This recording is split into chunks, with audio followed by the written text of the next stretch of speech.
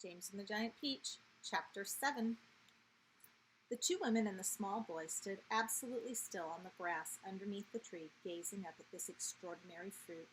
James's little face was glowing with excitement. His eyes were as big and bright as two stars. He could see the peach swelling larger and larger, as clearly as if it were a balloon being blown up. In a half a minute, it was the size of a melon. In another half minute, it was twice as big again. "Just look at it growing," Aunt Spiker cried. "Will it ever stop?" Aunt Sponge shouted, waving her fat arms and starting to dance around in circles. And now it was so big it looked like an enormous butter-colored pumpkin dangling from the top of the tree. "Get away from that tree trunk, you stupid boy!" Aunt Sponge yelled. "The slightest shake and I'm sure it'll fall off. It must weigh 20 or 30 pounds at least." The branch the peach was growing upon was beginning to bend over further and further because of the weight. "Stand back!" Aunt Spiker shouted. "It's coming down! The branch is going to break!" The branch didn't break. It simply bent over more and more and more as the peach got heavier and heavier. And still it went on growing. In another minute, this mammoth fruit was as large and round and fat as Aunt Sponge herself, and probably just as heavy. "It has to stop now," Aunt Spiker yelled. "It can't go on forever." But it didn't stop. Soon it was the size of a small car and reached halfway to the ground. Both aunts were now hopping around and around the tree, clapping their hands and shouting all sorts of silly things in their excitement. "Hallelujah!" Aunt Spiker shouted. "What a peach! What a peach!" "Terrifico!" Aunt Sponge cried out. "Magnifico! Splendifico! And what a meal! It's still growing! I know. As for James, he was so spellbound by the whole thing that he could only stand and stare and murmur quietly to himself, "Oh, isn't it beautiful? It's the most beautiful thing I've ever seen."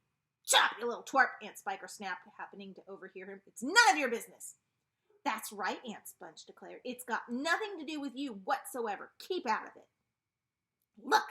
Aunt Spiker shouted. "It's growing faster than ever now. It's speeding up." "I see it, Spiker. I do." Bigger and bigger grew the peach. Bigger and bigger and bigger.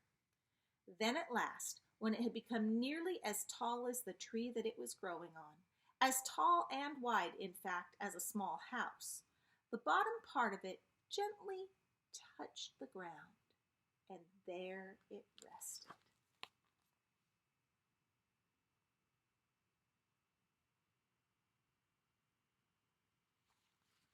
"It can't fall off now," Aunt Sponge shouted. "It's stopped growing," Aunt Spiker cried. "No, it hasn't." "Yes, it has. It's slowing down, Spiker. It's slowing down, but it hasn't stopped yet. You watch it." There was a pause. "It has now." "I believe you're right. Do you think it's safe to touch it?" "I don't know. We'd better be careful." Aunt Sponge and Aunt Spiker began walking slowly around the peach, inspecting it very cautiously from all sides. They were like a couple of hunters who had just shot an elephant and were not quite sure whether it was dead or alive.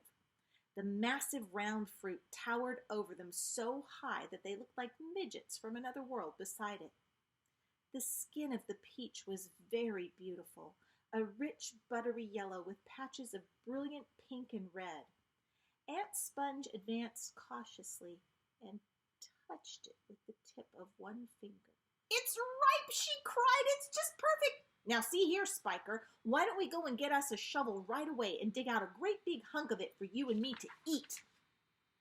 "No," Aunt Spiker said. "Not yet." "Why ever not?" "Because I say so."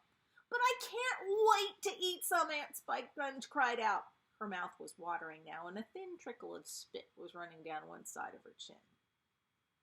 "My dear Sponge," Aunt Spiker said slowly, winking at her sister and smiling a sly, thin-lipped smile, "there's a pile of money to be made out of this if only we handle it right. You wait and see."